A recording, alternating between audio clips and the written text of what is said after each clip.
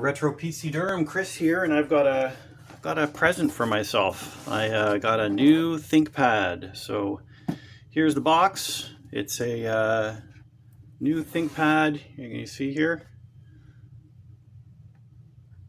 There you go. T15p Gen 3. It's a static model. A 21DA00QUS. So this is unopened as you can see here.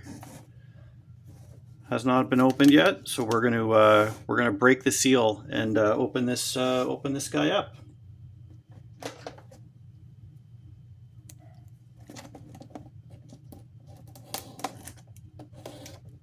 There we go. The seal has been broken.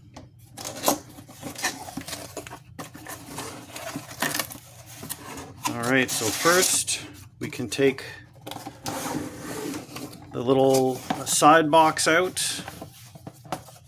which, how do you open these now? There it is. So we've got our power brick in here. This is a laptop with a discrete graphics card model, so it's got 135 watt power brick, a little bit more powerful than the standard like 65 watt power supply in it. And then I'll slide this guy out. And I'm pretty excited about getting this because while I have a laptop currently, I needed to change the way I have my setup to something that's a little bit more powerful on the go than just something that's got portability. So you've got a little package here that's got some information, some warranty information, etc. All right, we got one more seal here to break. Let me get my little mini knife out here and we'll just cut that over. And oh, look at that, nice shiny plastic surface.